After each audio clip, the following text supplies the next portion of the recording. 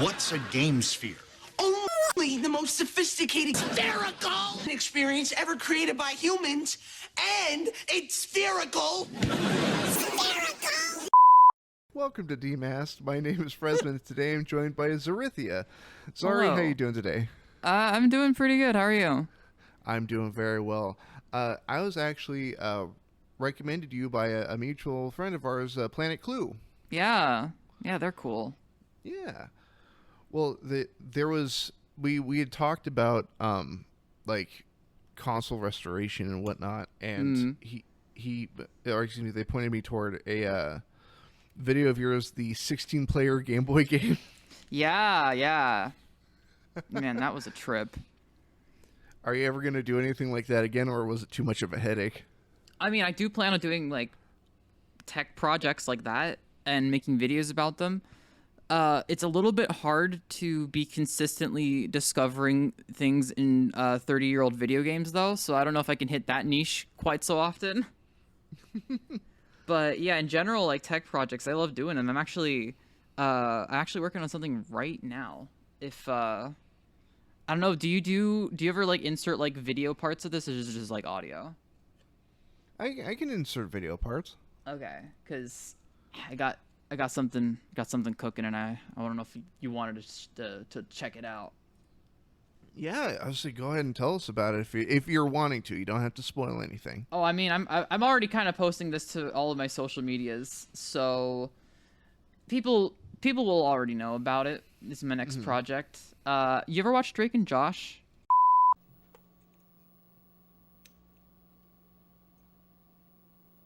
All right, I got it. 3, 2, 1.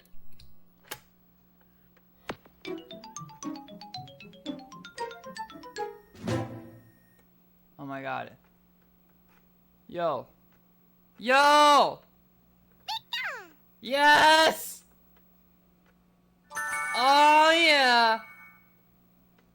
I gotta just mount it properly because I can't do this for very long. Sponsors here. Is it the Game Sphere? Are you working on the Game Sphere? I might be. Are you using that red spherical radio? It's spherical. Spherical! Is that a yes? Because Yeah, that is a yes. I actually bought it. So funny thing is, I used to own that exact one. Wait, really? Yeah. Oh my god. Like just from Target, and then it's like on Drake and Josh. Well, that's the thing is, I never put 2 and 2 together. Oh. I was like, oh, my radio's weird and circular. Then I watched Drake and Josh. I'm like, oh, that Game Sphere's dumb. I don't get it. And then, like, only now. So I only got into, like, console repair and, like, electronic repair, I'd say in the last 10, 15 years. Okay. And I, like, up to that point, I'm like, I don't get it. It's dumb. I don't. What's that about? What, repair in general, or? Like repairing and understanding computers, because up to a point it was like, this is just magic. I don't get it. Yeah, no, I don't know. I've been into electronics for a while, and I don't know. For the longest time, I was afraid to pick up a soldering iron until one day I just did. Started working on stuff that was like tiny and not very expensive, and eventually just build up the courage. And now I work on a bunch of other stuff that is less tiny and more expensive, and I somehow don't fuck it up most of the time. But yeah, I just sent you a little thing in Discord.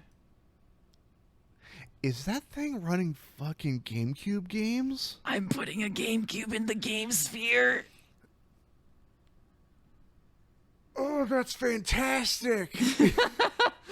Thank you. I'm really excited about this. I actually, that second photo that I sent you, that is a custom 3D printed drive mount that'll basically like allow it to slot in perfectly where the disc reader was on the radio. Because other people have made this before, right? But what they've done is they just cut a hole in it. They like took like a hacksaw and just like cut a spacer in it, and so the GameCube drive will fit. And it's not even like, even if they do that, like A, it doesn't look great because it's like hacksawed, and B, it doesn't even fill up the rest of the space. There's just like a big old empty thing, because like this thing was meant to read like full size discs, right? Yeah. So yeah, I decided to solve two things at once and just 3D print my own 3D model, 3D print my own thing. I'm so fucking baffled by what I'm staring at here. No, in a good way. Like, so funny thing is, recently saw somebody attempt a similar thing. Yeah. But it just, I can't. Thankfully, I can't remember the channel, but they butchered it. Like Cables hanging out the butt and everything. Well, they're like, we're gonna cut out all of the screw posts and just hope it stays together. And I'm like, no. Fucking you. No, dude, no. I looked at all of those and I was like, I think I could do better. I think I can. I've never done something like this before, so this may be like hubris speaking, but I think I can manage it. Isn't that radio called the Boom Ball? The Memorex Boom Ball. Oh, wow! That's a dusty cabinet in the back of my Rolodex. Do you still have yours? No, and I regret it every day. Well, like my family was sort of the type that, like, all right, every 6 months or so, what are you not using? What can we throw away? Right. And so did it get thrown away or charity? I believe it got charitied out, like Goodwill. Well, hopefully somebody else found it and was like, holy shit, a game sphere for like $10. Watch through some BS, like that's the one. Yeah. Because I took good care of mine. Yeah. That's, yeah. I mean, this one unfortunately had the CD drive wasn't working, which is apparently like a common fault for all of them. And then also the radio antenna, I guess they broke it. Because it was just missing most of it.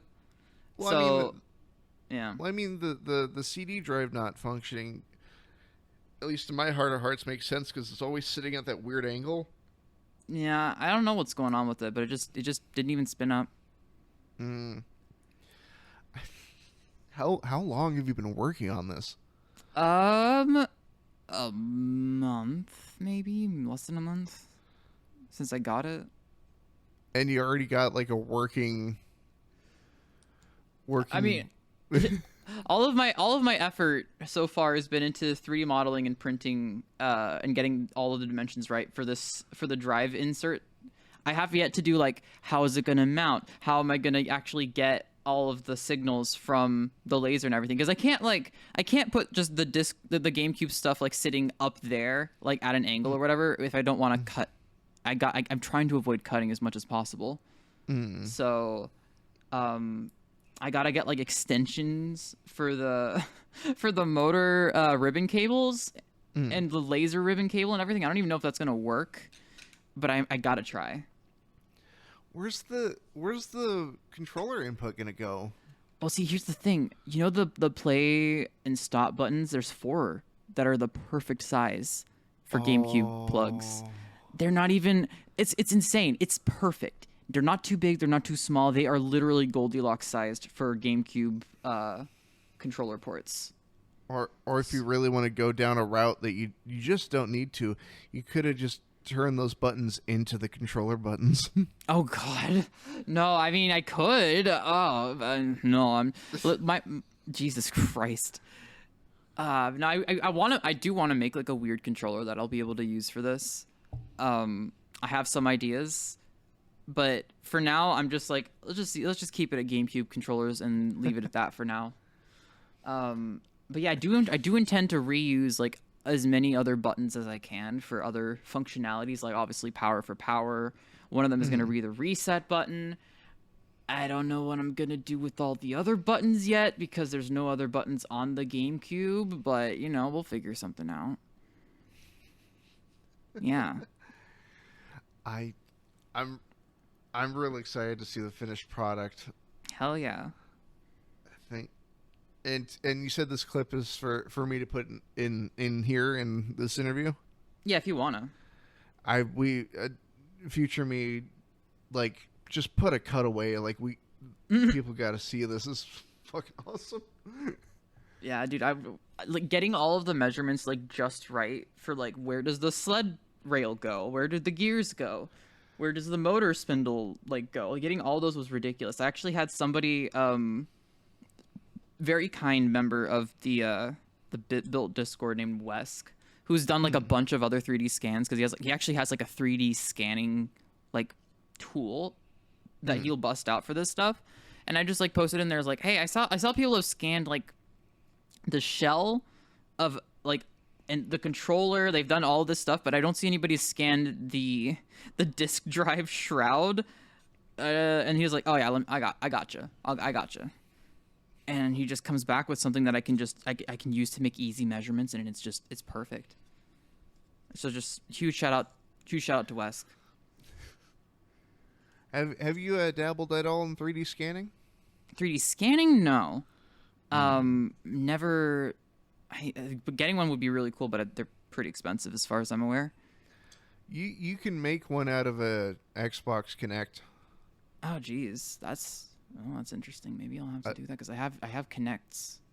I gave it a shot, and somewhere in a deep dark file on my hard drive, I have a 3D scan of my head. Oh, nice. Is it good resolution? How like, if I wanted to scan something fairly small, like, I don't know if it would be good for that, right? I'm not sure. I think it also depends on how long you spend like just going around the subject. Like me, I just quick and dirty, just like, all right, point at my skull, move it around. Oh, look, something vaguely resembling my skull. Gotcha. I plan to 3D print like a marble-esque statue and then just leave it somewhere in my home. Oh my god. Just like, yeah, no, I got a fucking statue made of me. Do you have a statue of yourself in your home? I don't think so. I can make myself look like Beethoven if I want. Wow, yeah. No, I honestly, like, there's so many good uses for a 3D printer. Or a 3D scanner. 3D printer too, obviously, but I've had a 3D printer for a while. Is it worth it? I want one. I mean, if you have like uses for it, then absolutely. Especially how they've come down in price over the years. Honestly, I think my main use case would be making masks for my channel. Yeah, no, that would be perfect for it. Like, if you could just, even, you don't even need to have like necessarily that big of like a print bed. You could probably just like weld pieces together, and that would be like a cheap printer and like a cheap way to do it. If you're okay with like some cleanup after the fact, I think that would be really work. Well, I've also seen people use like what's it called? Like a oh no, I'm losing the term. Using sort of this type of PLA that has like a low melting point, and then using it to cast items in metal. Ooh. Yeah, I mean, if you wanted to do that, you could just make like a mold. Can you print something that'll hold together to make a mold though? That's crazy. Well, no. So the idea is that you do it like you do a regular casting, where you press the item into this kind of clay sand, and then make the impression, and then do the other side, and you put the two halves together, and then fill the space. But with that low temperature filament, you can leave the print in there, and the metal will burn it away. Oh, I see. Okay, that's really cool. I never thought about that. I've gone down a lot of rabbit holes as a masked man on the internet. I feel like you have a perfect use case then. Yeah. So I was at a Micro Center recently, and the guy actually almost sold me on one. Lucky you have a Micro Center near you. Damn. I don't. I happened to be on a family trip. Oh, well, yeah. No, I wish I could get to a Micro Center, but we don't have them down here in hell. Are you in Texas too? Oh, oh God, Texas. Is that a yes? Oh no, I'm not in Texas. No, that was like my character, my kayfabe, if you will. Because that's where I am, and it sucks. Oh God, yeah, no, I know. I'm from Oregon originally. Oh, you went to Texas from Oregon? Right?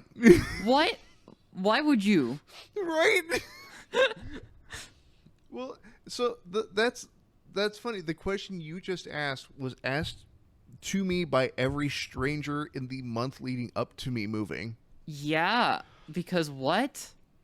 No, it's just, hey, look, I'm heading to Texas at the end of the month. Why? Oh.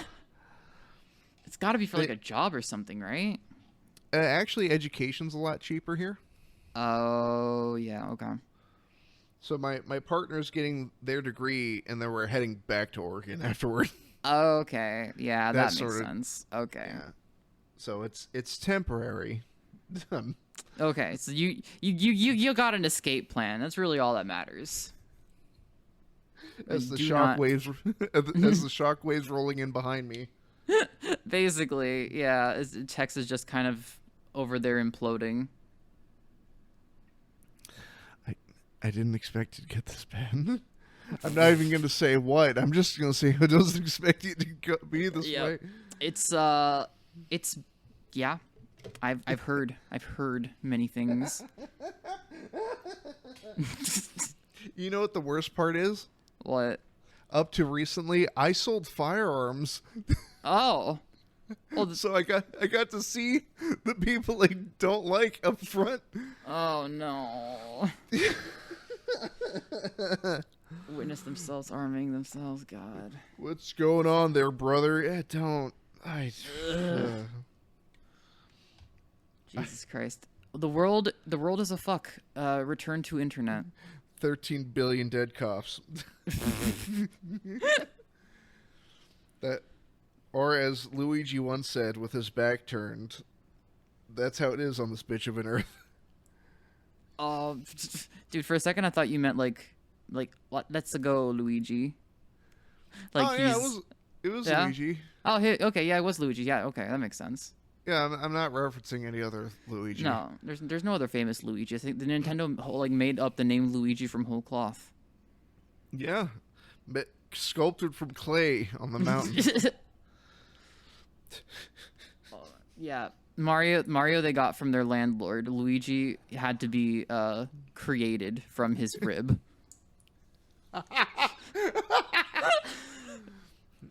Then Luigi ate the mushroom in the garden, even though Bowser, told him not to. Wait, is Bowser God in this? No, wait, that'd be Miyamoto. No, Bowser would be the snake. Yes, okay. I was like, wait, Bowser is God? Oh, this is implications. Is this the next step on every copy of Mario N64 is personalized? And oh yeah, in this one, Bowser is actually secretly God, and you have to play the Garden of Eden as a Mario level. Hey, party people at home, stay tuned for my 4-hour breakdown on the biblical implications of the Mario series. Oh God. What does Bible accurate Bowser look like? Oh no. Oh, that's terrifying. Can we even perceive him? He'll perceive us, though. As Mario wept in reverent awe. Mamma mia! Or just ah! No, have you seen that? Have you seen that one video that's just like they distorted Mario screaming, and it's just ridiculous, like Oh yeah, yeah. That one is still one of my favorite videos to this day. If I remember the first time I heard it, it was like on my YouTube recommendations in the middle of the night. Oh, that's the best time to get those. And I'm like playing a game on my other monitor, I just hear Super Mario. Just like, oh. And you have them blaring on your speakers, and like your roommate comes in, like, "What the fuck? Are you dying in here?" No, not yet. No, I'm just there might be a murder occurring, but it's not me. Or just pull like the teenage defense. I'm not doing nothing. No, I don't. I swear. Don't look! Don't look! You tab out to another YouTube tab, and this one's Wario screaming. Or it's that 3D animation of Wario's head, like, looking around. Oh, everything comes back to being customized, isn't it? Yep. God. So, yeah. I'll be honest, I don't know how we got here, but I'm happy we did. Welcome to the show. It happens every time. That makes sense. That makes sense. I need you to know I go out of my way to not script anything. Well, that's, yeah. I don't... If podcasts are scripted, I feel like that makes them a lot less interesting. It's just like, okay, I thought this was supposed to be a conversation, but no, you're just kind of telling me a story. This could be an audiobook. Dude, I hate that about other talk shows where it's, do you like movie you worked on? Was it fun working on movie you worked on? It's like, no, I want to know about the weird shit. Please. Yeah. Unfortunately, just I guess most of the time they're just like on a tour to specifically advertise something, whereas here, I'm just here because I was invited, and then I was like, hey, yes, let's do it. So funny thing, I believe you are actually breaking a record right now. Oh, really? I believe you're the first VTuber I've ever had on this channel. Ooh, that's cool. So congratulations. Yeah. Thank you. I feel proud and accomplished. I did so much to be here. Well, I was actually I'm very curious in terms of doing the what's the term I'm looking for? Not the animation, but the recording of movements in a digital space, like the motion tracking. Yeah, what does that look like? Because I know some people do like just like the camera tracks and that sort of thing, and then some people do like VR headsets with like a full suit and all this stuff. How in depth is yours? Mine, admittedly, is it's not the lowest of low tech, but it's not like that crazy either. It's basically just it's an iPhone on a mount for the face, plus a leap motion thing hanging off my t-shirt, and that's it. And it works 90% of the time. Real.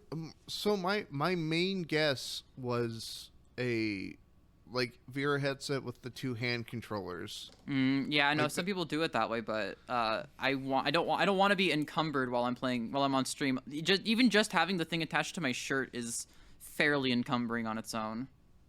Because you gotta take it off every time you step away. You gotta put it back on every time you come back. Gotta make sure it's not being covered up by the headphone wire. All this stuff, and it's just kind of annoying. So if I was in full VR and I had to step out of that every time, ugh. How much did the motion thing cost? Well, to me it was free because I funny story, when I was getting laid off. This all started because I got laid off like 2 years ago. Best thing that ever happened to me. All the big tech I used to be in big tech. And at the company I used to work for, they had a basically they would allow you to spend, I think, like a budget of a couple $100 on like things that are meant for your fitness. And if you could justify it as being for your health and fitness, then they would let you buy it. Or hobbies. That was another thing. Hobbies too. So when I found out I was getting laid off and I had 2 weeks left, I was like, all right, I guess I'm spending that whole budget in one go. What do I need for VTubing, and how can I justify it? So I expensed a microphone and its stand as like, oh, this is for my singing. Of course, I'm gonna sing with this. That is the musical instrument hobby. Yes, okay, great. And then the motion tracker, I justified that as like, oh, I'll use it for playing like Beat Saber, like motion, like exercise, right? That's totally what this will be used for. And yeah, so I managed to get that expensed for free, basically. That's fantastic. Retail, it would have cost like $300, $400 because it was like the dev kit version too, before they even had it. That was the best version available at the time. Now they have like one that is just a retail thing that is considerably less expensive, and I think actually better than this one. But I'm kind of sunk in already. What's it called again? The Leap Motion. Well, actually, no. This one specifically is the Ultra Leap Stereo IR 170. It's a developer thingy. Ultra Leap.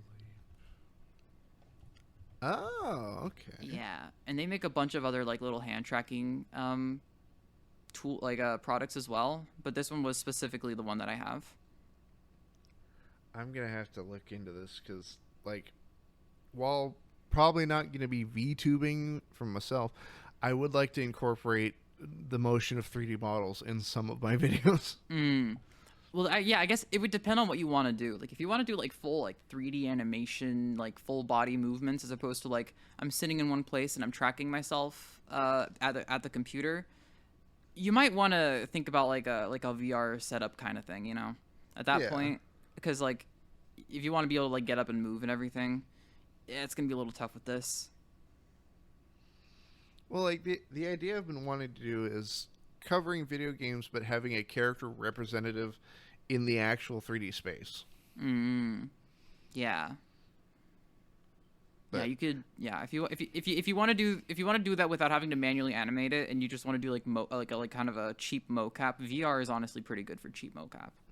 Or the Kinect, like you said, you mentioned the Kinect earlier. If you have one of those, I think you can actually do mocap with that. I think I still have it somewhere. I've got like a couple of 360s laying around.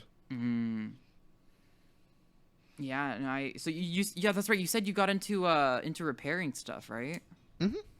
Cool. What kind of stuff do you do? Just game consoles or? So I'm kind of all over the road because I do not only personal computers but consoles and controllers. Okay. Problem is people are really rough on their controllers. So. Yeah. I work at a game store now, part-time job, doing repair. The amount of fucking controllers that I get that have, like, been, like, brutalized by their previous owners. Jesus. Okay. So, I take it you know what the inside of, like, a Switch Joy-Con looks like? So, you know the button contact on the logic board for the shoulder button? I do. So, I used to babysit a couple of years ago, and those kids, when they got angry, would throw their controllers. Oh, it's those kinds of kids. And here's the thing, it wouldn't have mattered much if the kids didn't have an arm like a damn cannon. Oh. And so, they threw a Joy-Con so hard that the button that is soldered to the logic board snapped off. Oh, and it ripped up the pads, didn't it? No, it snapped off the piece of that logic board. Oh, what? Right? Holy shit. And they're like, hey, Fresman, can you take this home and fix it? I'm like, yep, all right. And I open it. I'm like, how the hell? Yeah, I don't think I'm fixing this, kids. Good fucking luck. Well, they're like, can't you just solder it back together? I'm like, the substrate is, like, off. This is in 2 pieces. What do you mean? I can glue it and pray. That... Yeah.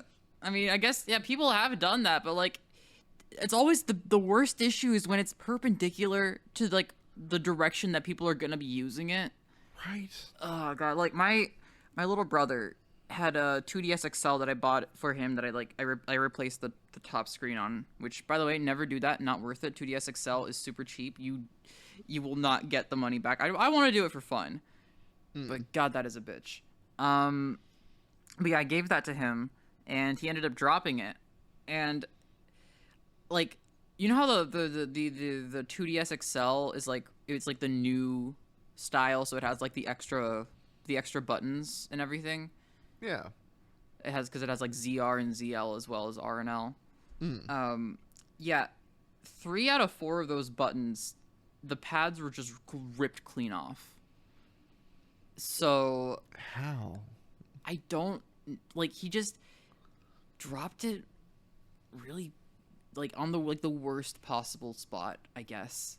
That managed to just rip out most of those buttons, and because they're surface mount. they're going like I can't just like bridge like I can't put bodge wires on those to like bridge the connection points back because they're perpendicular to the direction of force, so they're just gonna rip back off again. It doesn't work, and it sucks because that 2DS XL otherwise like works perfectly fine, but it'll never be able to hold those buttons back because Nintendo decided to cheap out on the fucking triggers. Here, 1 sec. Can we take a brief intermission? Just keep recording. I'll be right back. I just have to grab something real quick. Okay. All right, 1 moment. Alrighty, I am back. Hello. I definitely wasn't telling your editor self anything while you were gone. Oh no, I'm gonna find it. I'm gonna find it. So okay, so I'm scared, but nah, you're good. It's gonna be fine. So back when I lived in Oregon, I had a group of friends that kind of routinely didn't take care of the controllers, so they'd pass them over to me to clean. Are you familiar with hash oil? Yeah, I think I see where this is going. Somehow, I can't to this day cannot figure out how. An ex-roommate of mine spilled hash oil inside a PS4 controller. The fuck? How? I know, right? Like, oh god, oh man, and that's so like sticky too. Oh. So the thing is, cleaning it up wasn't that hard. Actually, isopropyl alcohol takes care of it like in a snap. Oh, that's good at least. Yeah, like it's like molasses when it's not being treated with anything. But no, isopropyl alcohol just immediately dissolved it. But the problem was, so the contact PCB that PS4 controllers have. Oh god, dude, Sony and their fucking controllers, they've just, oh, it's a nightmare. Go on. It's such a weird setup, man. Yeah. But so he tried turning the controller on after he'd spilt the hash oil on it. Oh. And the oil like bridged a connection and shorted out, and thankfully not the logic board, but just the PCB that connects via that ribbon cable. Oh no. But thankfully, very thankfully, they're very cheap to replace. Okay, that's good. But the problem is there's multiple models of PS4 controllers that are proprietary to those models. Yup.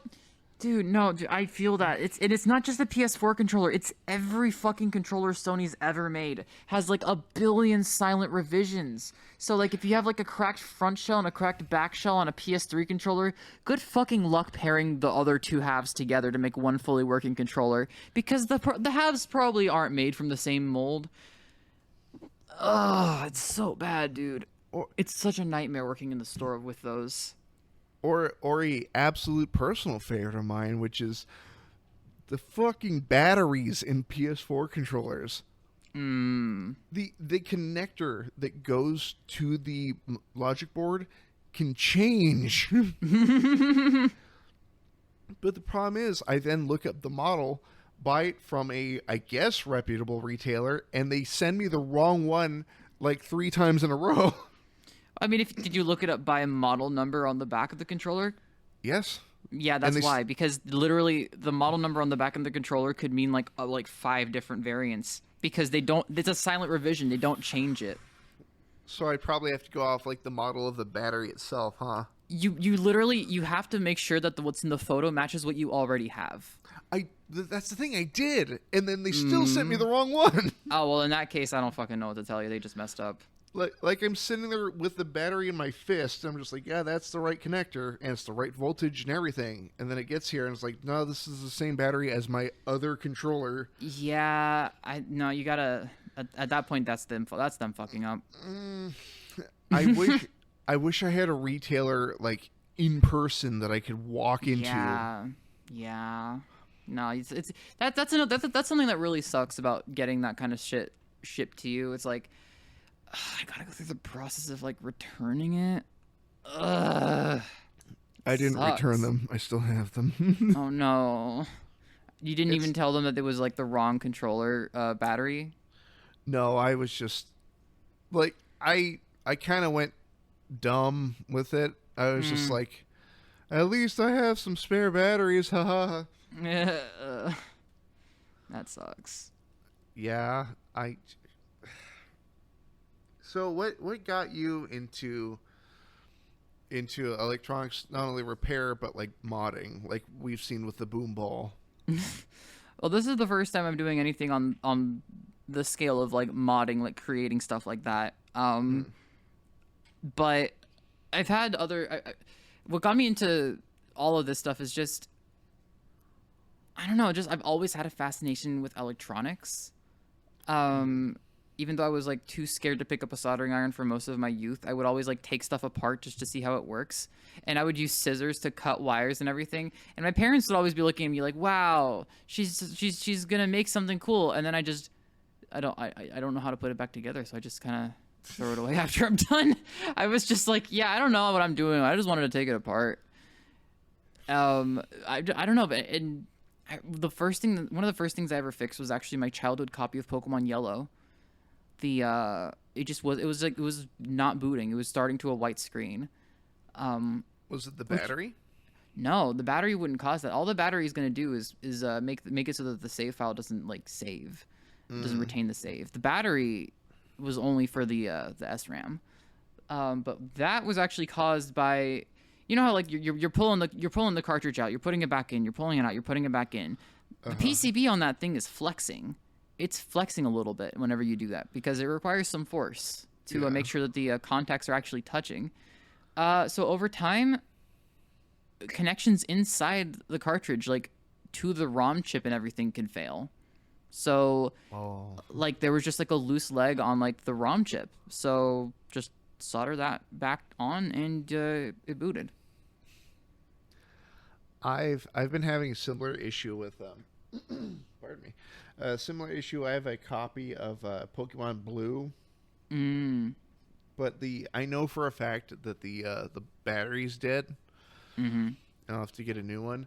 But the problem is, in order to play it, I have an original Game Boy, like a non-color Game Boy, like a big old brick.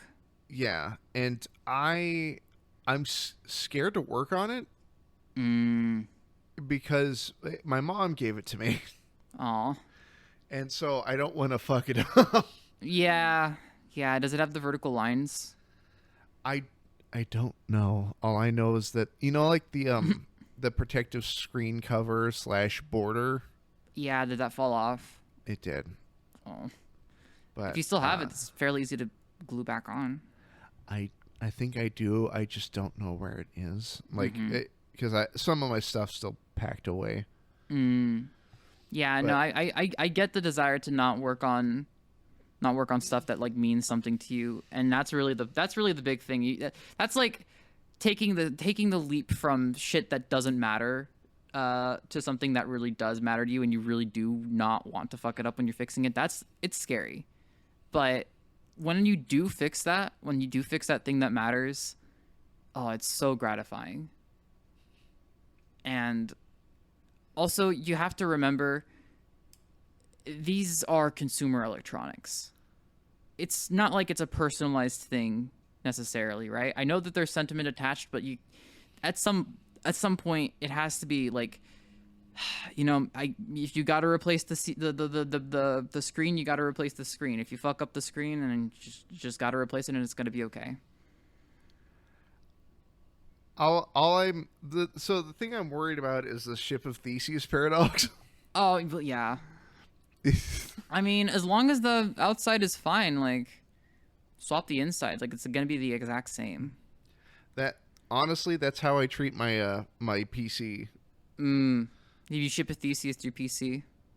Well, so I haven't replaced the case, like the outside case. It's only the internals. Right. So in my heart of hearts, it's still the same PC I built like 9 years ago. Yeah, Yeah. But like every part in there is different except for the case. Yeah. I just recently learned, funny enough, thanks to the TV show NCIS of all things. Are you familiar with the company I Buy Power? I do. I am. So I said I do there. one of their old cases was a giant version of their logo, like the snakehead logo, and it's on fire. And that's their case is shaped like that? So it's shaped like a regular, brick mid-sized tower, but the sort of the design on the side is this flaming snake. And that's what's on mine, and I didn't realize that was from I Buy Power. Oh. Until I watched an episode of NCIS, and they're having what's his name? Not Gibbs, the other one. Couldn't tell you. Never watched NCIS. It's bad. It'll probably come to me in a fevered nightmare later on. The only thing I know about NCIS is the famous Two Idiots One Keyboard video. Yep. Yep. It's like, I unplugged the monitor, therefore I was smarter than these two guys working at the keyboard. Everybody's an idiot in that scenario. It's so funny. I'm being double hacked. It's so funny to laugh at, though. Okay, do you have any family members that are like conspiracy theorists about technology? Thankfully, no. Okay, cool. Because believe it was either my mom or one of my aunts had this theory of like, RFID chips can track you from space. Oh my god, no, people wish that they could, because then they wouldn't have to be spending money on like battery powered things. Well, the thing is, I was working at Amazon at the time. And you get into the building with an RFID badge. Right. And I'm desperately trying to explain, like, in order for that to work, you would need something roughly the size of, like, 6 nuclear reactors to even generate the power to ping the badge. Yeah, no, those things are not designed to be pinged from far away. Yeah. And they're like, well, how far away? Like 20, 30 feet? Like somebody in a car? I'm like, no, I need to be, like, touching you with it for it to... Yep. So if you rub shoulders with anybody, fucking watch out. But up to then... Oh, no, they're going to steal my work badge. Yeah. Oh, no, they're going to go in and fold boxes under my employee ID. How terrible. That said, have you seen that people have been putting RFID chips in their bodies? Yeah, actually, I was thinking about mentioning something like that to you. Like, holy shit, some people be doing like body mods to themselves. It feels like I'm living in cyberpunk. Get chromed up, choom. I never actually played Cyberpunk, by the way. I recommend it. Yeah. It's a good. It has some really good ethical dilemmas in there. That makes sense. Honestly, you could name like most game series that somebody that is literally like streams video games should know, and I'll just be like, no, literally, I never played that one. No, I haven't played that one either. Legend of Zelda: Ocarina of Time, never played it. That said, I've heard in excess of Half-Life 2 impact sounds in your videos. Yeah. Oh man, no, that's what I grew up on. I grew up on Half-Life and Half-Life 2, Gary's Mod, Portal, all those games. Those are my childhood. So, and also like YouTube videos, like YouTube poops or Gary's Mod Idiot Box, stuff like that. So if I could ever entice you to watch something on my channel, I've interviewed Das Boshit. You really? Yeah. Dude, wait. Oh man, yes, absolutely, I need to watch that. Holy shit. But here's the real kicker. Yeah. I had somebody impersonate him. What? Like, I should mention, let me clarify it to not only you but the party people at home. I didn't hire a guy to fucking impersonate him. He claimed he was him. Oh. And Wait, so, what? like, okay, so I was a dumb kid once, and I'm like, I like Despo shit. I'm gonna friend him on Steam and just look up anybody named Despo shit. And I like friended the first person that fit that name. Nice. And here's the thing, he, like, in hindsight, he didn't answer a single one of my fucking questions. Oh my god. Hey, how long does it take to work on an episode of the Gmod 88 box? Oh yeah, long time. Yep. And thankfully, I ran it by the actual guy on Twitter. I'm like, hey, I think I've been bamboozled. Is this you? Have we spoken? And he goes, no, you've been had. And I thankfully, thankfully, I didn't like, okay, I'll leave you alone. I'm like, do you want to come on the show and rectify that? Well, shit. I mean, there's your in. Holy shit. Yeah. And super nice guy, gave me actual like answers. I'm like, how long does it take to make an episode? He's like, easily like 60 plus hours. It's an intensive thing. Yeah, no, I've tried animating before. It's especially in Gary's mod, man.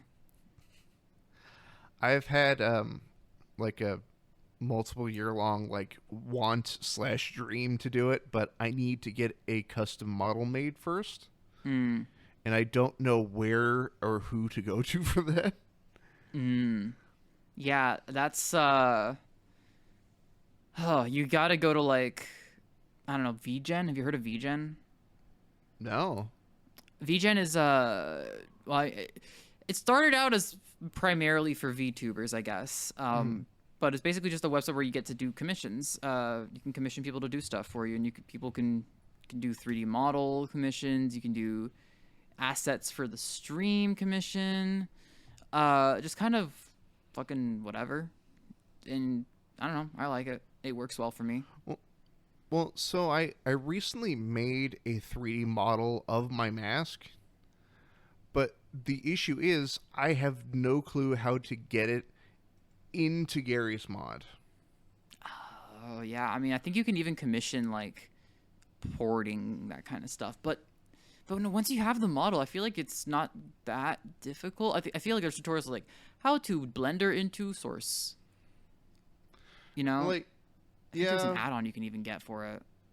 Like, I've seen some tutorials, but then it's like, you also need to recreate, like, the light wrap so it renders correctly. I'm like, I'm just doing a low poly thing. It's not, I'm not porting over, like, Dante from Devil May Cry or anything like that. Yeah. So, I mean, theoretically, it should be easier. Oh, yeah, also, I meant to say, you've also interviewed my friend Shank Mods on here. Shank is fantastic. Yeah, no, he's super great. I had the fortune to meet him through doing the Faceball project when we were displaying it at Midwest Gaming Classic. And we met up again in San Francisco for Open Sauce, and that was really cool. And I've been kind of chatting to him about the GameSphere project, and he's been encouraging me. He's wanted to make one himself for a bit, but he's had other projects in mind. So yeah. That giant CRT project, like, oh man. Well, when I was discussing it with him, like, I can't imagine the nerves, you know? Dude, to get somehow that TV made it across the fucking Pacific Ocean unscathed, like, incredible work to find it and then actually manage to get it back. Well, like, watching the video, I'm like, there's just gonna be a moment where it's like, and the screen shattered or something like that. Yeah, I know I was like, no, there has to be some catch. This guy he can't possibly get it back from wherever the fuck to his place. This is going too well. How can this possibly be too, like, going this well? And then it works. And then he gets it. It's fine. It's amazing. If I remember, I told him during our last interview, I'm like, I want to, like, because there's photos of people standing inside of it working on it. Oh yeah. And I was joking with him, like, I just want to live in there, dude. Yeah, no, it's crazy. He said, I was like, if I was ever in his area, that I could like that he would let me stop by and like marvel at it, basically. I want to play the Game Sphere on the biggest CRT in the world. He's so good. That would be a monumental occasion. Yeah. The biggest sphere on the biggest square. Yeah. Oh, dude. No. Yeah. You said you had one. Do you remember how big that was? Right. It was a basketball, essentially. Bigger, frankly, and like people on my stream when I was showing it, it was like, oh, that you're not gonna be able to fit the GameCube in that. And I'm like, guys, do you see? Like, I mean, let me bring a GameCube out here so you can see the size comparison. Like, even if I didn't take it out of its case, it fits. Like, there is way too much empty space inside of this thing. I could probably put the original fucking like mechanism in here and leave it in there if I wanted to figure out how to route all that. But I don't, so I won't. But it would fit. There's enough empty space. Stay tuned for the next project, putting an IBM in there. Oh god, what do you mean, like a 5150? Yeah. I don't know if I have quite that much space, but no, they were like they were like, you should once you sphere the cube, you should cube the sphere and put like the Game Spheres, like the boom balls mechanisms into the GameCube. And I'm like, guys, it doesn't fit the other way. They have one giant circuit board. I can't do it. It would have been really funny though. That sounds like a challenge. I mean, if somebody else wants the gutted innards of the Game Sphere, because I don't know what I'm gonna do with them. I'm probably just gonna toss them. Send them over. Yeah. You think I'm joking? I'm not. I mean, you want me to send them to you? Oh, Yeah. Shit. Fuck yeah, let's do it. I'll send you those, and you can like look at them and be like, wow, this is a crappy radio and CD that I used to own, but now I don't have the outsides anymore, and the CD player doesn't even work. Great. My brain immediately was like, I could probably find a computer tower and like make something. Make something. Yeah, you could make something. I just don't know if it would be worth it. Something infinitely more cumbersome. Yeah, basically. I hate to admit it. I just open another tab. I'm like, I'm looking for sale, boom ball for sale. Oh, dude, I paid like way too much on eBay for this fucker. It's going for ridiculous numbers now. How much? 250. Holy shit. Yeah. Oh my god. Yeah. And I think those were going for like 50 originally, right? I think so. Or if I remember at Target, they jacked it up a little bit, so it was like 70. But still.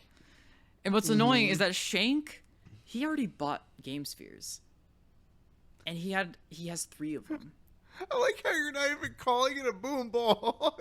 I mean, who knows it as the fucking Memorex boom ball? Like, nobody cares about it for that. All they care about is because it's the Game Sphere, because it's spherical. Spherical!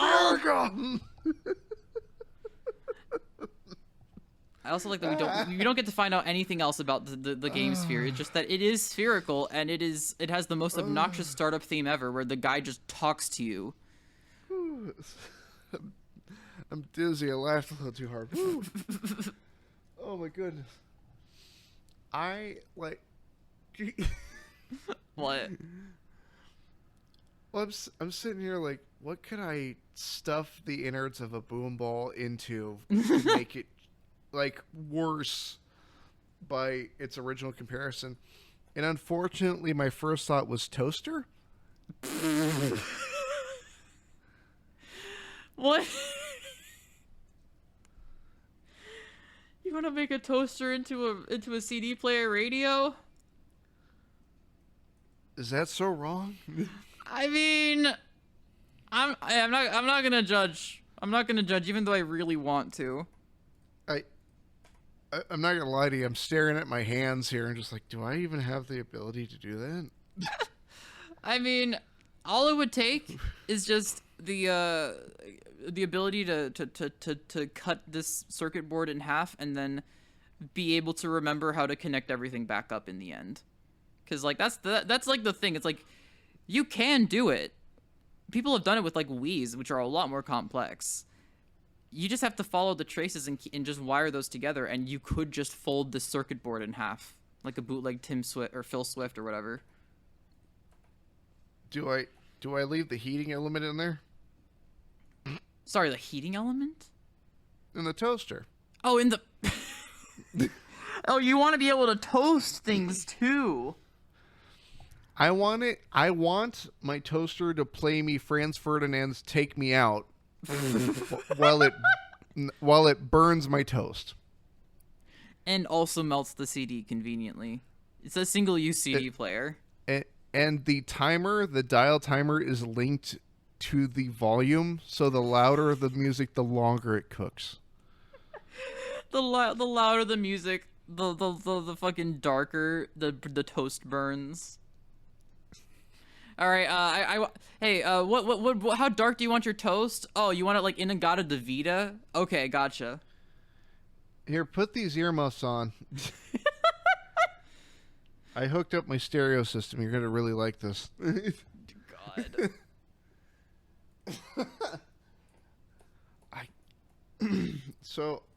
I want you to know I recently made a okay, so you know how we're in a digital age where optical media has not totally gone out the window, but is Very over much there. on its way out, yeah. It's pulling a VHS player. A little bit. Huh? I said a little bit. Yeah. I bought something from a garage sale that, in hindsight, okay, so I got it for a steal, an absolute steal. Mm-hmm. But I'm willing to admit it here on the air, I have zero practical use for it. That's most of the things that I own, yeah. No, most of the things, at least on my desk, I can make the argument of like, at least it connects to my computer, you know. I bought a DVD duplicator.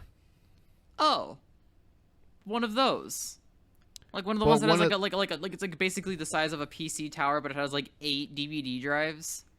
Correct. Yeah. Yeah. What'd you get it for? It is a Copy Stars DVD duplicator, which currently on their website retails for roughly $255. I got it for $10. Well, I mean, that's hell of a steal. You gonna use it for something? I don't have. Oh man, that's a great deal. Let me buy it. It's a great deal for somebody, maybe. Well, that's the thing. So the house, the garage sale I bought it from is like walking distance from my apartment, and the majority of the people that I talked to solely spoke Spanish, so they had to sort of daisy chain across each other to get like the actual answer for how much it cost. Mm-hmm. And so it's like dad yelling to daughter, yelling to mom, yelling to like grandma. And then back, all the way back, and then finally the dad turns to me and goes, 10. And I go, sold. And I grab it, and this thing's heavy. Makes sense.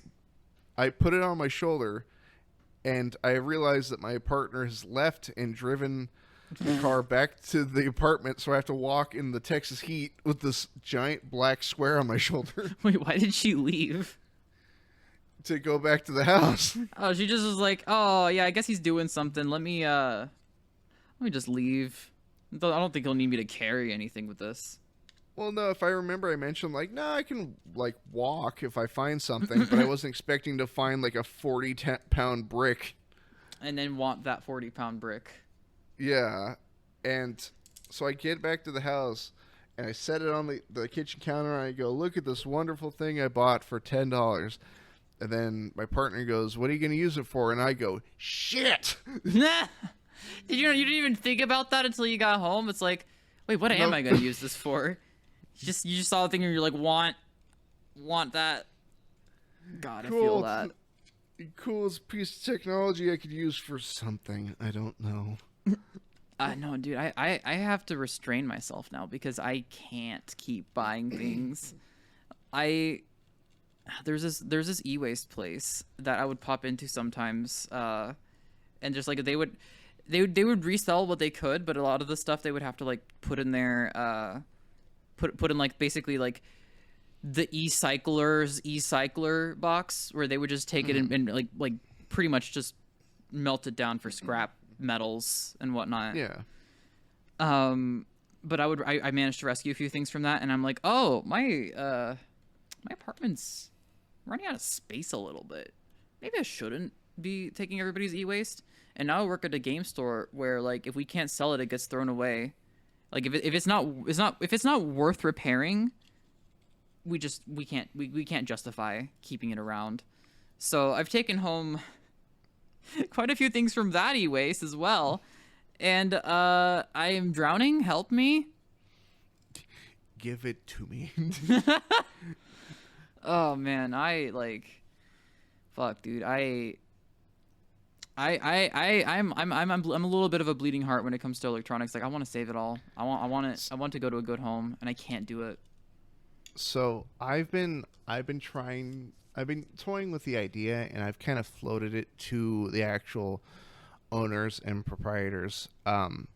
I actually talked with Clue about this recently. There's a flea market where there are consistent vendors in a specific area. Mm-hmm. Like they have their own actual shops that are built in. It's not like it switches out every time. Right.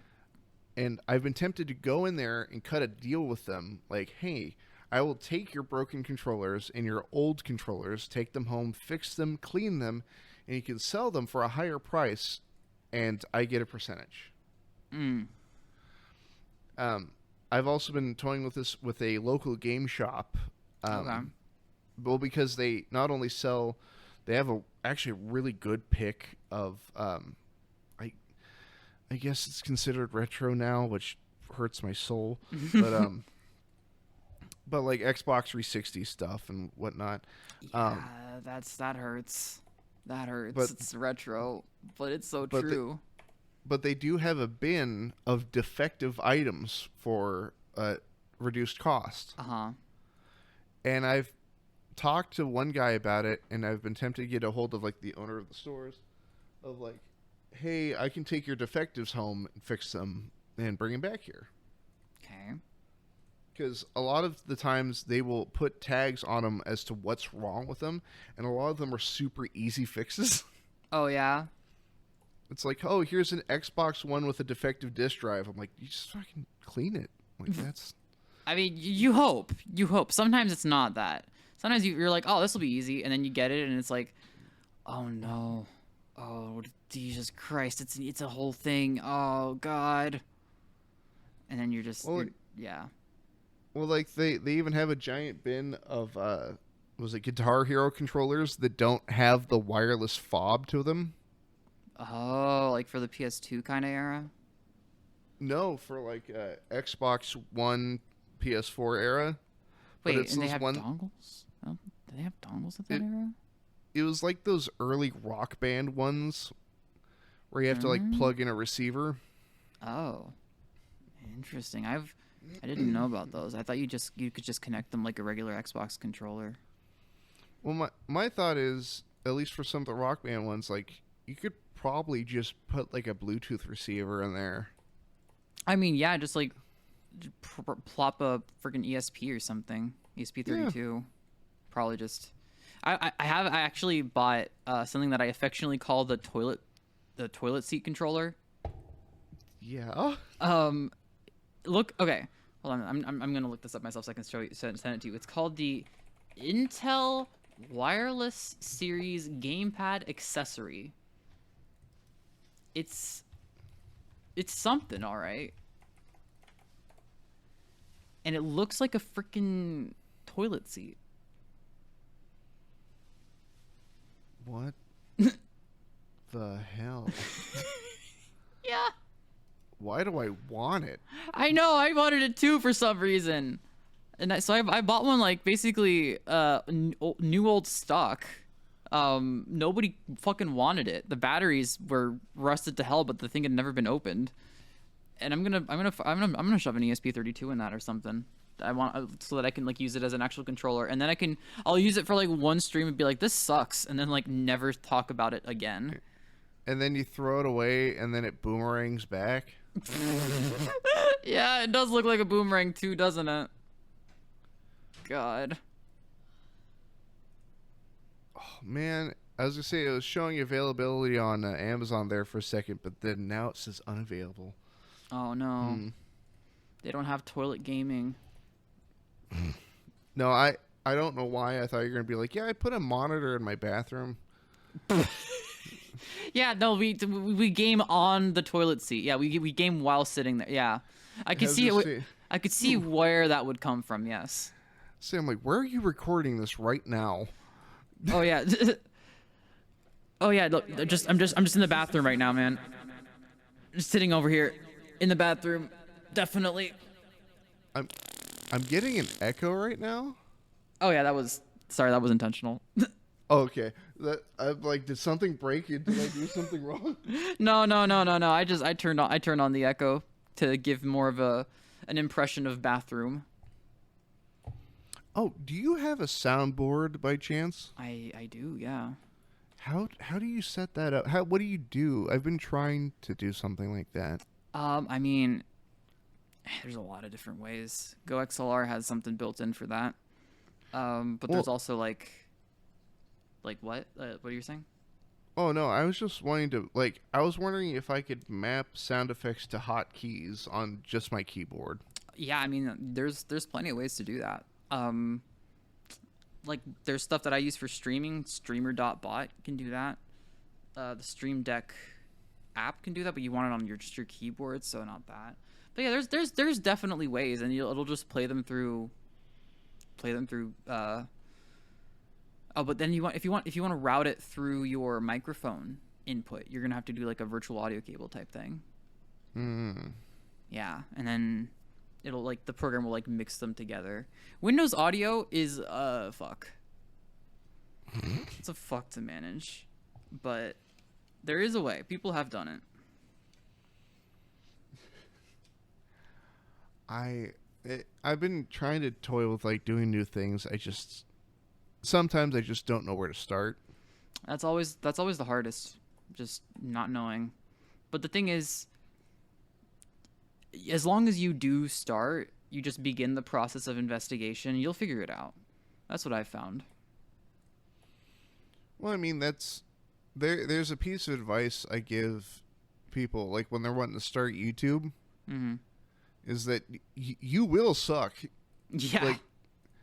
It's gonna happen, but the important part is that you at least started. Yeah, that's the real thing. I write on the side as well, and staring at a blank page is always the toughest thing. Staring at a blank anything where possibilities are endless is always a tough, because you need a direction, and that doesn't provide you any. So literally what you need to do is you need to just make something, figure out what you like and don't like about it, and then refine it. It's so much easier to refine something that already exists than to make something new whole cloth. What all do you write if you're willing to share? That's like personal account stuff, so I don't really talk about that on here, but I just wanted to say that I'll do write fiction and stuff. Gotcha. I also occasionally write, but it's usually oh shit, I have an idea. Now write it down. Fuck, go. Yeah. Oh man, I don't write as much as I used to anymore because I'm super fucking busy. Not that I necessarily. Honestly, I could probably take the time. I just don't. But yeah, no, I used to write a lot more before I started streaming. Maybe I'll get back into it someday. Who knows? I'm looking forward to the expanded lore of the boom ball, or excuse me, the game sphere. The game sphere, yeah. You can't call it the boom ball. It's not allowed. No, my whole idea behind this is like I'm trying to make it like look as OEM as possible. So I'm probably just because it has like Memorex branding all over it. So I'm gonna call it the Memorex Game Sphere because they didn't actually say what brand it was in the show. So yeah, I'm trying to make it as cut free as possible so that it looks like I could have just bought a Game Sphere, you know. I wonder. Hold on, Drake and Josh. I'm just gonna put GameCube game. Is there a Drake and Josh GameCube game? Wait, I don't know. I know there's a Game Boy Advance game, and that's absolutely gonna be in there.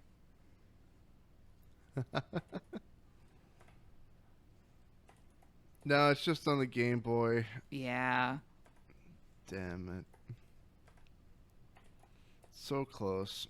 When are we getting a new one? Yeah.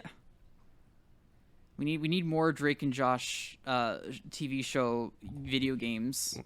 When's the Drake and Josh Hyper Fighter? Hyper Fighter? What is that? Like Street Fighter 2 Turbo. Oh yeah, I don't know anything about fighting games. I just imagine like a fast pace filled with show references. Oh man. Yeah, that would be something.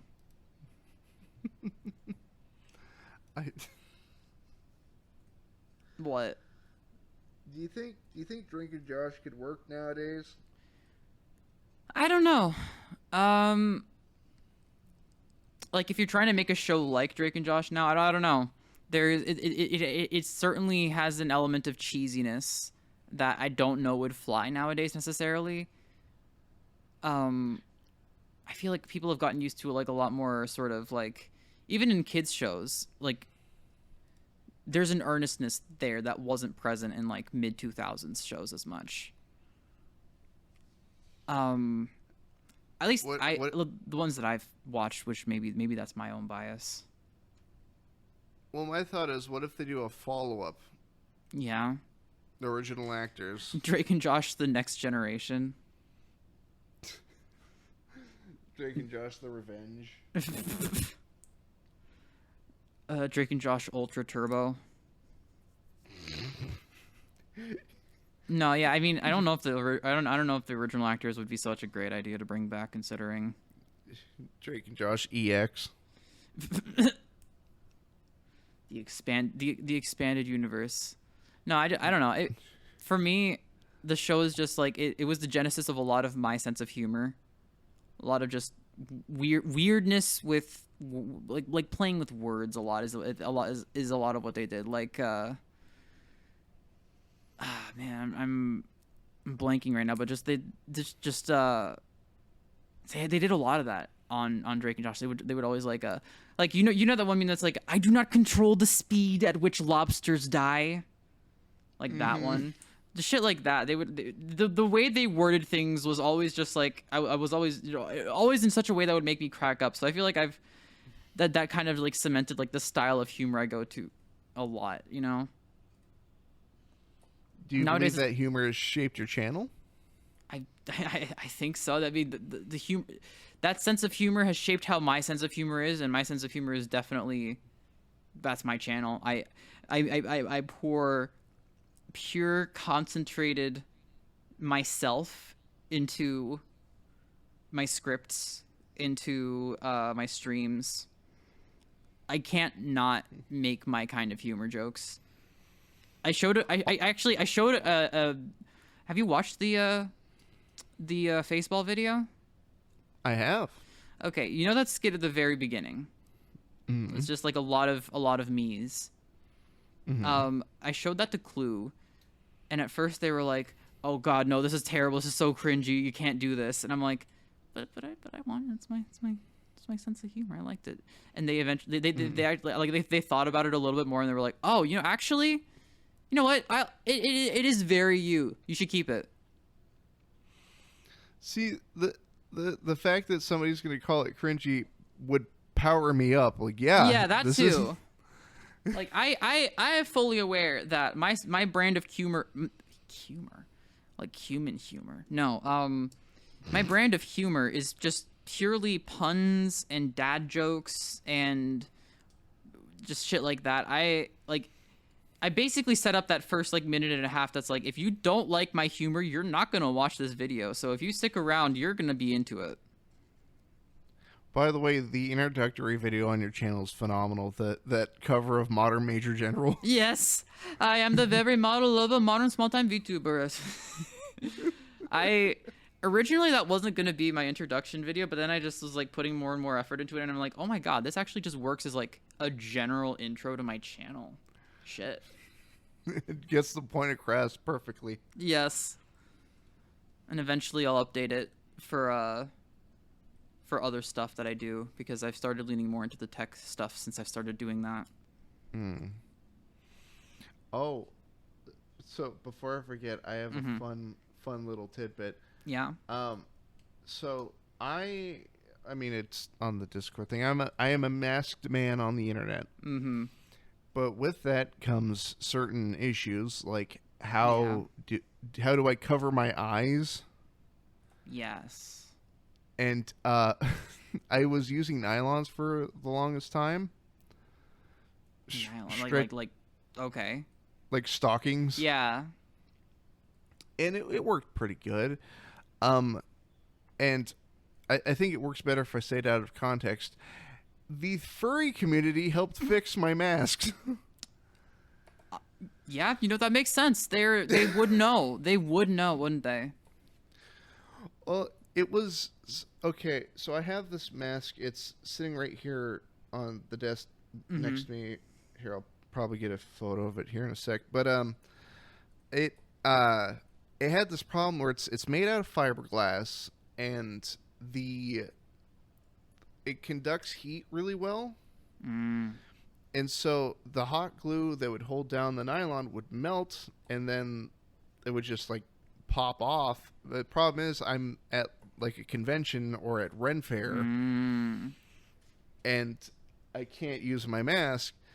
So I'm sitting at home one day going, well, how on earth can I fix my mask and have it be usable? Here, I'll send that to you real quick if I can get to. But of course, my cat's getting into a plastic bag. Please get down, buddy. Oh man, I'm honestly shocked that my cats have stayed sleeping this entire time. It's. Aw, I hear them. You heard mine? Yeah. Yeah, that's my boy Mooney. Aw, Mooney. He's built like a brick with legs. But that there is my fiberglass mask. But I was sitting here like, I need some kind of mesh that I can put in the eye holes, and I'm sitting here by my lonesome, and all the one word comes to my head is just furries. They'd know. They'd understand. Yeah. And me and my partner actually found a fursuit building website.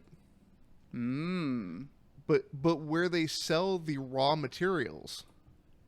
Okay. And so I'm like, I don't need like 30 feet of fur. I don't need paws. You just need the nylon. Yeah. And I found this wonderful plastic mesh that's like black plastic, but it's meant for the eye holes. And that's what's in there currently. And I can see perfectly through it. Nice. I'm so glad. And it's worked so well. I've considered going back and replacing the nylons in my other masks. Oh, hell yeah. Well, always nice to get a fix, even if it's from an unconventional place. Right? Yeah.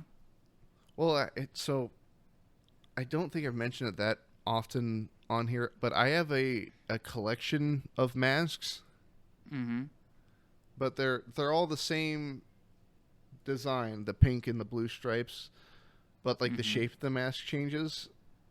And my partner actually had the idea to put them on the wall as decoration.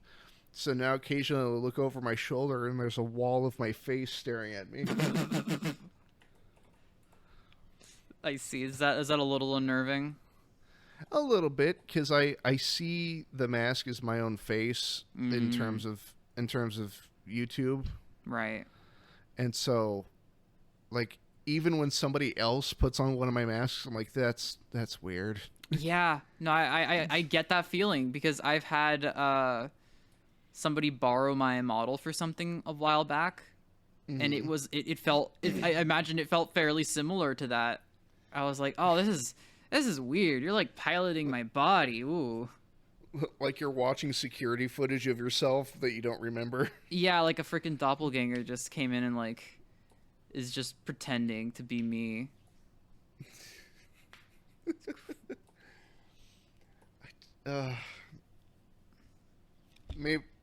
Maybe I should. No, I like my masks too much. I was gonna say maybe I should do the VTuber thing, but no, I like wearing a mask too much. You like being a real person and wearing the mask.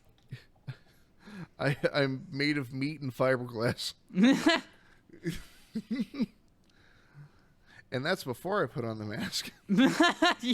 You're just naturally part fiberglass. It's just part of your diet. And roughly 5% Teflon. I mean, aren't we all? I'm heat resistant and friction resistant. We all aspire to be that. Now, if you could get a 3D printed statue of your VTuber avatar, would you? Oh God, yeah. No, I've been meaning to. I thought my 3D printer was not working for like the longest time. I just thought, cause like I kept using it and it just wouldn't adhere to the plate. I don't know what changed, but now it works normally, like perfectly every time now. So shit, yeah. No, I'm definitely gonna print my model out. Like, I know we mentioned it earlier, but man, if I got a 3D printer, I would only make custom masks for myself. Hey, I mean, you got your thing, right? You got your like the thing you want it for. So, shit, dude. I mean, that's perfect for that. I don't know if I have that kind of money. Not only sure, I understand what's it called, saving up for the actual machine, but the filament, I know for a fact I'm gonna go through a lot. Well, yeah, that's the thing. But it's not actually as expensive as you might expect. Like, it's a couple cents a print, basically. It's not. It's like $20 for like a fucking like kilogram, something like that. Depends on what color, what material. It's not honestly that expensive when you think about what you're getting out of it. You're getting like a custom 3D like plastic part. Like that's so it's in my experience it paid for itself. But I also got kind of an expensive one because I got this when I had my tech job. So I had to I had at the Micro Center, the guy that almost sold me on it, I had to tell him to leave me alone, but not in a mean way. Oh, like, just like, oh, you're gonna tempt me, man. I can't do it. You can't. Oh. Yeah, like he's like, yeah, hey, look, there's this one that's the exact size you've been looking for, and it's only like $220 right now, but it can do like multiple layers of different plastics, and I'm like, great, leave me be, please. Like, dude, you're tempting me too hard. Oh no. I'm like, I know you can see the light in my eyes. Just turn and walk away. Do not let me. No. I don't think I can ever step foot back in a Micro Center because I will leave with something. Oh God, no. That's how I feel whenever I go to an e-waste store. It's like, this is garbage, and I want it so bad. So where do you find these e-waste stores? Because I've heard like what's his name, Bring His Studios talk about going to those too, and I cannot find one near me for the life of me. Oh man, it's funny. Bringus and I actually live in the same general area, so I'm assuming it's the same store. Son of a bitch. Yeah. Great. Well, I've been trying to look into my local area because I think that would be ideal for me, but I can't find one to save my life. Yeah, I don't know what to tell you. You just, I'm just lucky. I'm pretty lucky to be in the area that I'm at, where I can just, take a little trip down to this place and get cool shit. Question. Yeah. Did you know that I was in a Bringus video?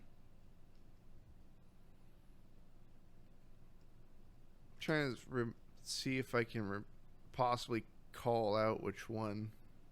It was a very recent video. The one where he went to open sauce. Right. You were in that one? I was in that one. You remember the Leapster? Yes. I might have the Leapster now. That was you? That was me. Oh, that's awesome. And in the video, he actually was like, I don't think you can put more games on it. It's not. It was so hard. I took that personally. I made a stream out of it. I put Doom on that bitch. Oh, you're gonna fucking watch me do it. Yeah. And I intend to make a video on that. Dude, there's so many videos that I intend to make. There's so many. I have so many fucking ideas. I'm just so bad at execution. I get that, like, what's it called? Not paralysis of choice. Analysis paralysis? It's not that? It's like I have these many ideas. I have no clue like where to start. Like even to jump off, Yeah, like what?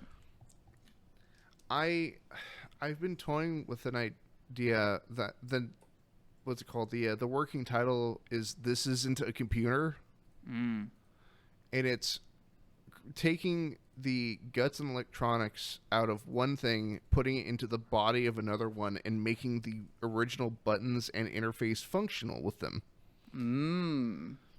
Yeah, no, I love that shit. And I'm like, I want to do that, but then it's like, shit's expensive. Yeah. That's why e-waste is so fun to mess with, because it isn't. And you can just kind of do whatever, and it's like, if you break it up, well, it's whatever. Nobody actually cared about it. I care. Tears in my eyes. I mean, sometimes you gotta break a few eggs to make an omelet, right? But if I can put the shell back together.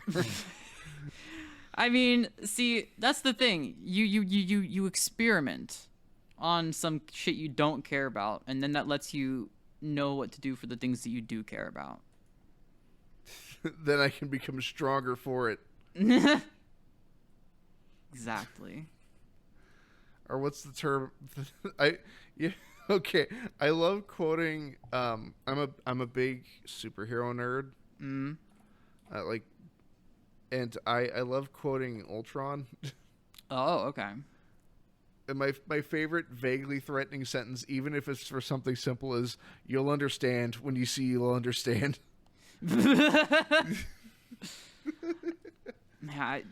You may. I'm honestly, I don't really follow like superhero stuff personally. It's never really been an interest of mine. That's fine. Yeah, so I don't know. I don't. Is that in the movie, or is that from one of the comics? It's in the second Avengers movie. Age of. I see.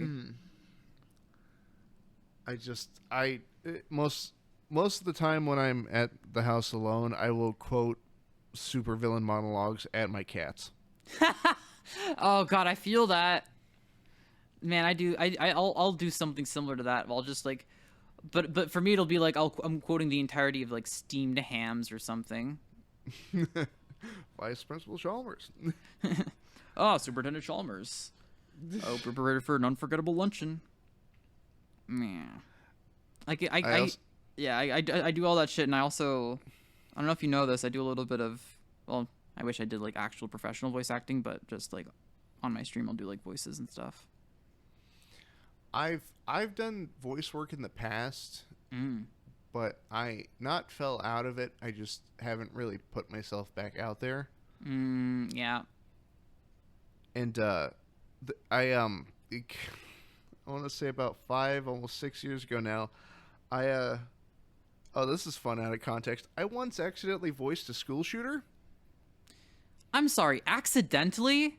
Yeah, I wasn't told. What? I was told what the character's name was and what the inflection was, but I was not told what that character was doing. Oh no. So I'm screaming like, shut up, and like, help me at somebody. And I only heard this, okay, I was not told afterwards. I found out when the video came out. Oh. What the fuck was that? What was the audition for that like? We need somebody that sounds like an angsty like high schooler. Well, we need a male voice that can yell and just really yell these couple of lines. And I go, absolutely, yeah, I'll yell anything into a microphone. Fucking hit me. And which is true even nowadays. I'll read anything, send it. But so I should mention, to record these lines, I didn't have like a dedicated recording area. I set up a lavalier mic inside of a car. And so I had it like hanging from like the rear view mirror and just yelling at it, and I'm like, man, I hope the neighbors don't see me. Oh god. And I'm like, a week later, I'm on the bus heading home, and I get like a message on Discord, hey, the video that we're all in came out. And I go, fantastic. And it's like, as he made his way down the hallway, shotgun in hand, I'm like, oh shit, no. Then I can hear myself like, leave me alone, shut up. I'm just like, oh. No. And I go, hey, so about that character, huh? Didn't tell me, they didn't give me this very, very important detail. I'm like, it's fine. I just wish I knew beforehand.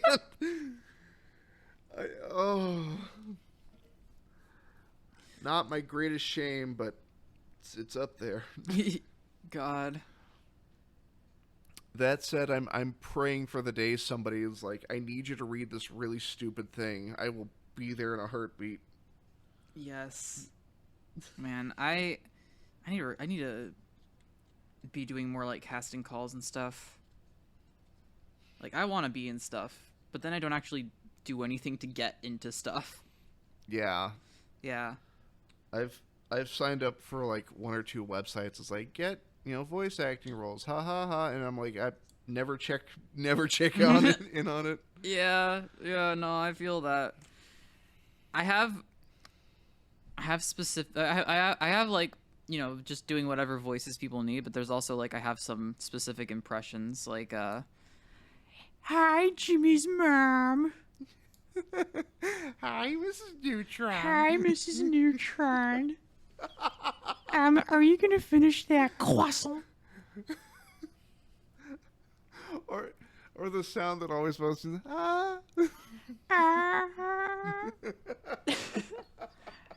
I kinda need another bite. Oh, is that your best one? I'd say that's my best one. I said that's my best one, but my second best one is, God dang it, Bobby! What in the world are you doing with that propane canister? I tell you what, boy. Holy shit! That boy ain't right. I tell you what. That's fucking phenomenal. Thank you. I always people get so confused when they hear that. They're like, wait, what? Who said that? Who the fuck? So that was always fun to pull out at parties. The main ones I've got are like what, 2 Looney Tunes characters? And it's not Bugs Bunny. No, who is that? I'll put that out there. Is it Marvin the Martian? It is, and then also the Dumb Lion. The Dumb Lion. That's a whole lot of lumps. Yeah, no, it's funny. I started doing just like a voice like that just because it's very easy to do. And then people were like, "Is that fucking? Are you doing Marvin the Martian?" I'm like, I don't know. I suppose that I am. Where's the kaboom? There's Supposed to be an earth-shattering kaboom. I also learned accidentally through reading a meme that I can do Crocker from Fairly Odd Parents. Leave me alone, mother. It's I've got my eye on you, Turner. Yeah, I was like that. Oh, sorry. It's just so I hate discovering that I can do voices because it's usually an accident. I mean, that's the best way. I'll just play around with the voice and you'll just find shit and it's like, oh man, I can do that? Fuck yeah. For me, it's like, hey, look, I sound like Crocker. Oh shit, I sound like Crocker. No. No, you gotta embrace it. You gotta use it in something. You gotta figure out like, okay, what can I do with my impression of Denzel Crocker from Fairly Odd Parents? I haven't yet figured out what I can do, but wait, give me your Crocker. You haven't actually done your Crocker yet. Well, Mr. Turner, I see you wearing your pink hat, matched by your pink shirt, so I'm giving you an F for fairy! That's pretty good.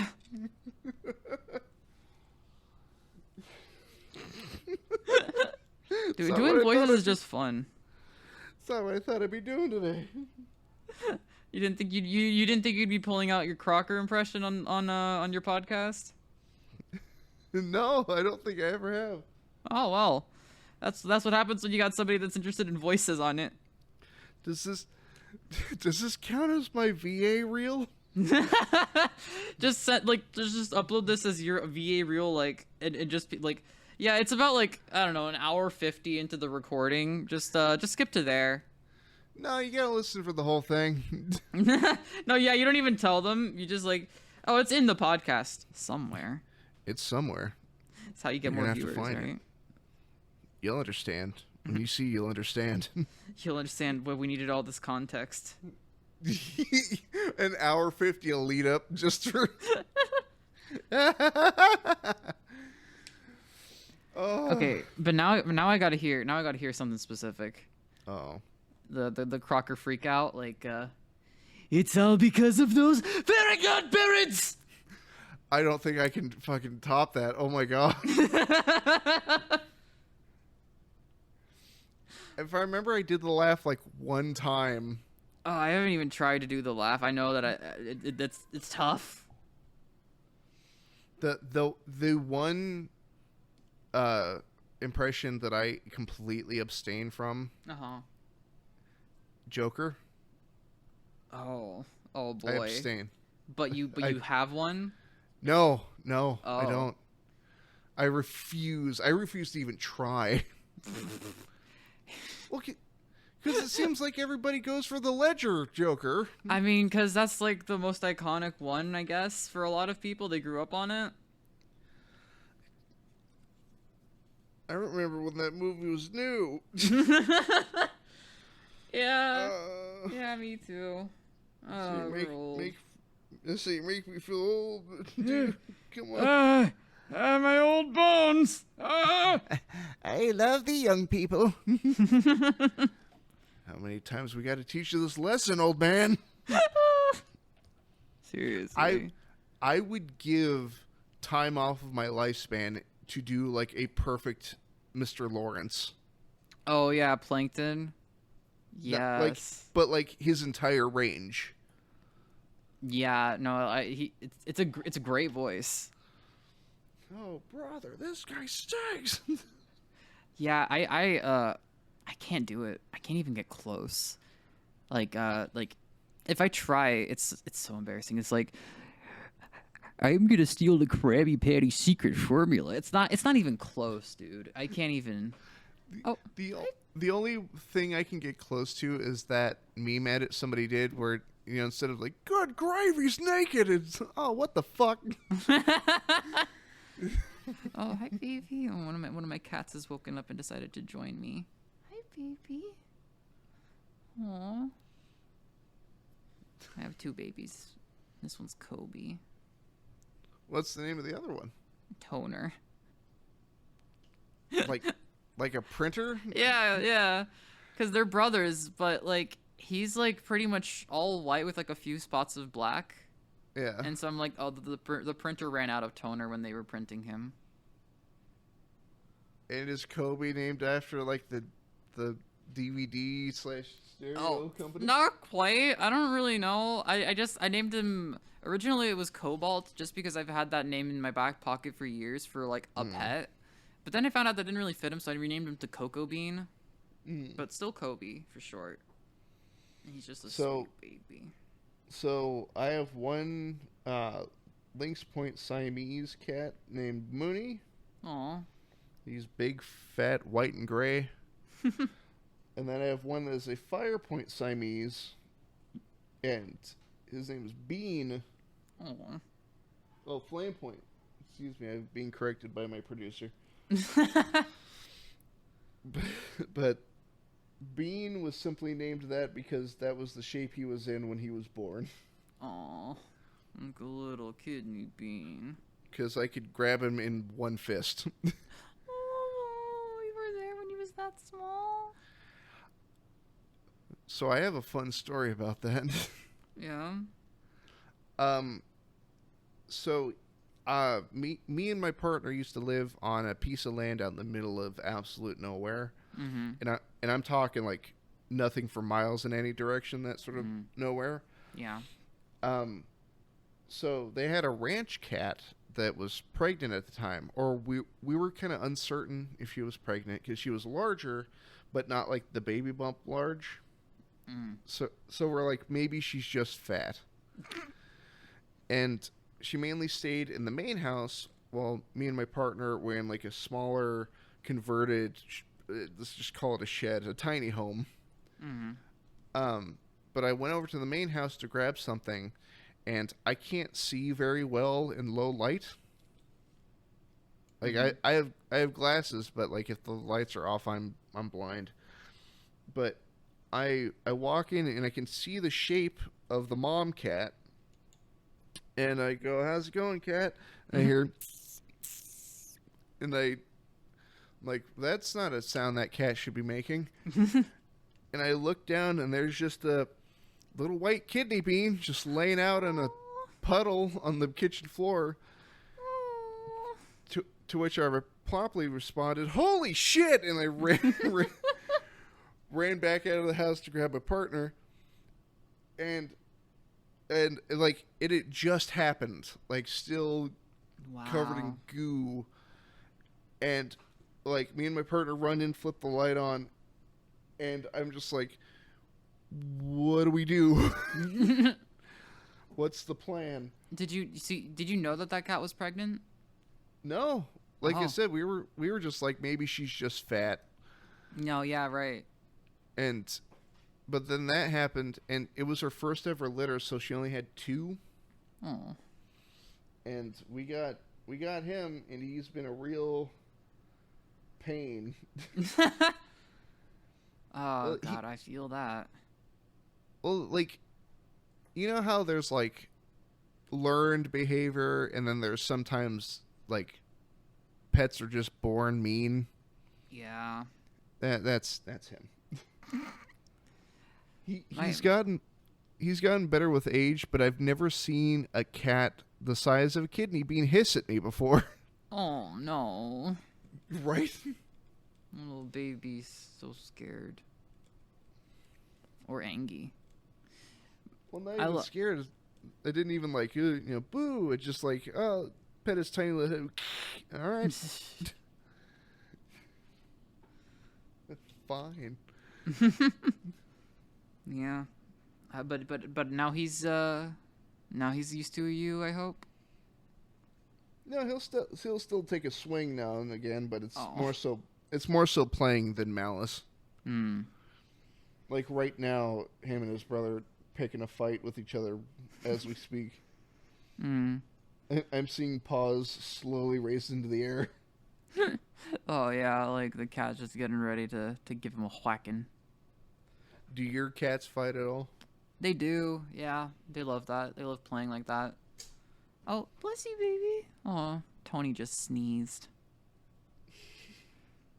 He's a bit of a handful. He likes playing a lot with me, and when I can't play with him, he will be like doing annoying things to get my attention so that I will play with him. He's taken to jumping up on one of my shelves and biting a clock that I have. Huh. Yeah. He knows that biting my personal property makes me upset, so he goes out of his way to do that whenever he wants my attention to play.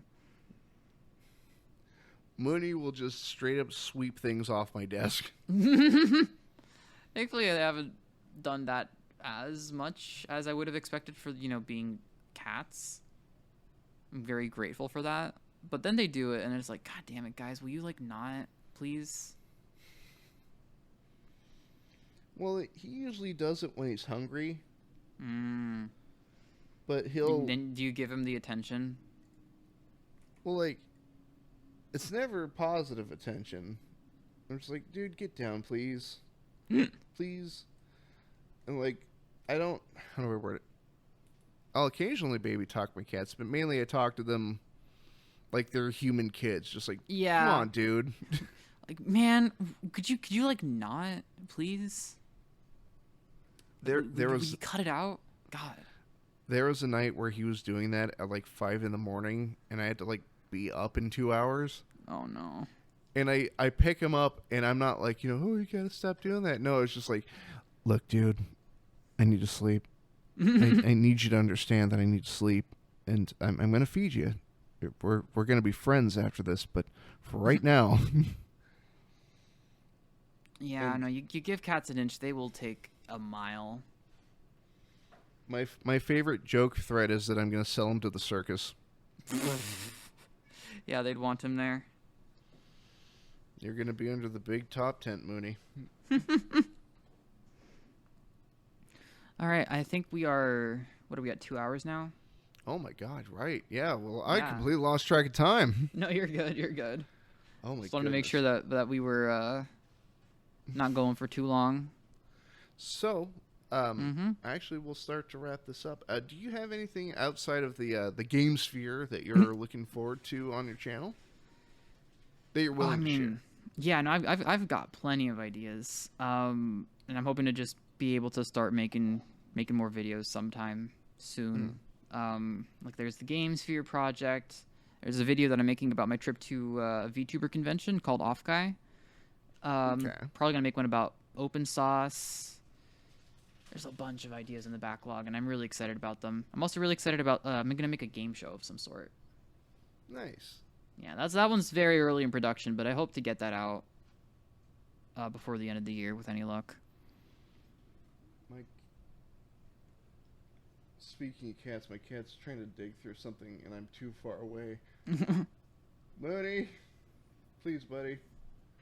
But I'm actually very much looking forward to those. And so to get us out of here, I do have 2 questions to wrap us up. Yes.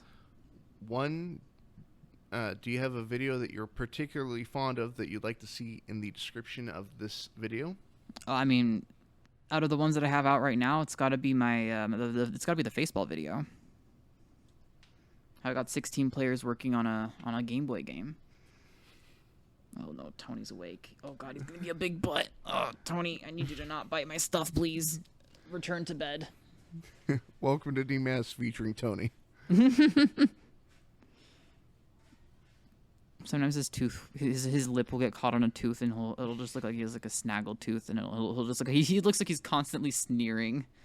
So I think Tony was honestly kind of a funny coincidence that it worked out that he looks like a hey Tony, hey, he's my boss, hey. And the last question I have for you today is: would you be open to coming back as a return guest? Absolutely. This has been a blast. No. No, fuck you. Fuck this shit. This sucks. I'm leaving. So he spent the whole interview laughing, and then just at the end, like, this sucks. Fuck this shit. Fuck you. Fuck all the viewers. I hate all of you. I'm getting the fuck out of here. Getting in my limousine. You know, I'm too rich for this. I gotta fit my gold chain through the door. But with that, party people at home, thank you for hanging out with us this fine episode this week. And with that, there will be links to Zari's channel and the video we mentioned before in the description. Thank you very much for hanging out with us today, Zari. Yeah, of course. It's been a pleasure. And with that, party people at home, this has been Demasked. My name is Fresman, and I'll see all of you next time. Goodbye. Goodbye. Bye, everybody.